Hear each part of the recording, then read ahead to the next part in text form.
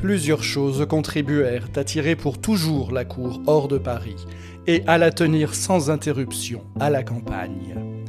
Les troubles de la minorité, dont cette ville fut le grand théâtre, en avaient imprimé au roi de l'aversion et la persuasion encore que son séjour y était dangereux et que la résidence de la cour ailleurs rendrait à Paris les cabales moins aisées par la distance des lieux, quelque peu éloignés qu'ils fussent, et en même temps plus difficiles à cacher. Il ne pouvait pardonner à Paris sa sortie fugitive de cette ville la veille des rois 1649, ni de l'avoir rendu, malgré lui, témoin de ses larmes à la première retraite de Madame de la Vallière. L'embarras des maîtresses et le danger de pousser de grands scandales au milieu d'une capitale si peuplée et si remplie de tant de différents esprits n'eut pas peu de part à l'en éloigner. Il s'y trouvait importuné de la foule du peuple à chaque fois qu'il sortait, qu'il rentrait, qu'il paraissait dans les rues. Il ne l'était pas moins d'une autre sorte de foule de gens de la ville et qui n'était pas pour l'aller chercher assidûment plus loin. Des inquiétudes aussi, qui ne furent pas plus tôt aperçues que les plus familiers de ceux qui étaient commis à sa garde. Le vieux Noailles, monsieur de Lauzun et quelques subalternes firent leur cours de leur vigilance et furent accusés de multiplier exprès de faux avis qu'ils se faisaient donner pour avoir occasion de se faire valoir et d'avoir plus souvent des particuliers avec le roi. Le goût de la promenade et de la chasse, bien plus commodes à la campagne qu'à Paris, éloignés des forêts et stériles en lieu de promenade. Celui des bâtiments qui vint après, et peu à peu toujours croissant, ne lui en permettait pas l'amusement dans une ville où il n'aurait pu éviter d'y être continuellement en spectacle. Enfin, l'idée de se rendre plus vénérable en se dérobant aux yeux de la multitude et à l'habitude d'en être vu tous les jours. Toutes ces considérations fixèrent le roi à Saint-Germain, bientôt après la mort de la reine, sa mère. Ce fut là où il commença à attirer le monde par les fêtes et les galanteries, et à faire sentir qu'il voulait être vu souvent. L'amour de Madame de la Vallière, qui fut d'abord un mystère, donna lieu à de fréquentes promenades à Versailles. Petit château de cartes alors, bâti par Louis XIII ennuyé, et sa suite encore plus, d'y avoir souvent couché dans un méchant cabaret à roulier et dans un moulin à vent.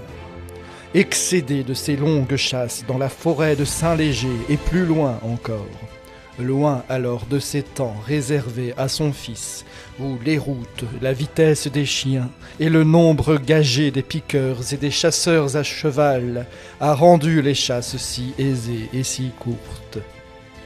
Ce monarque ne couchait jamais, ou bien rarement à Versailles qu'une nuit et par nécessité. Le roi son fils, pour être plus en particulier avec sa maîtresse, plaisirs inconnus au juste, au héros, digne fils de Saint-Louis, qui bâtit ce petit Versailles.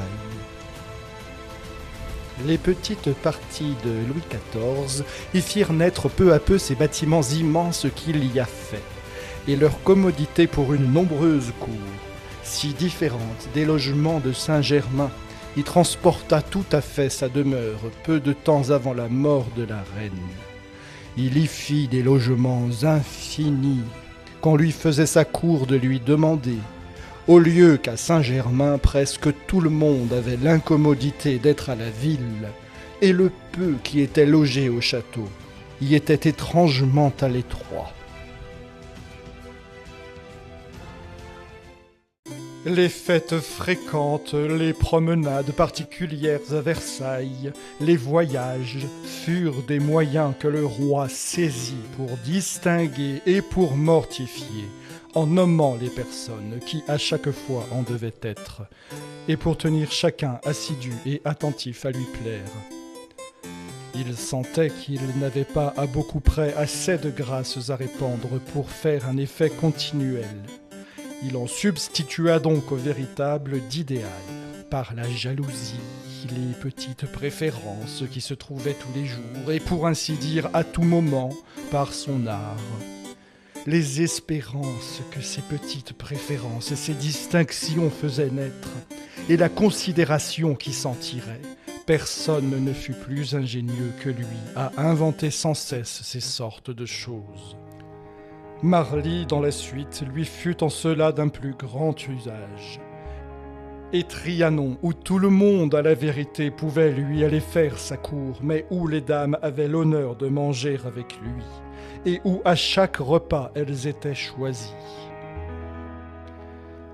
Les différentes adresses de cette nature qui se succédèrent les unes aux autres à mesure que le roi avança en âge et que les fêtes changeaient ou diminuaient, et les attentions qu'il marquait pour avoir une cour nombreuse, on ne finirait point à les expliquer.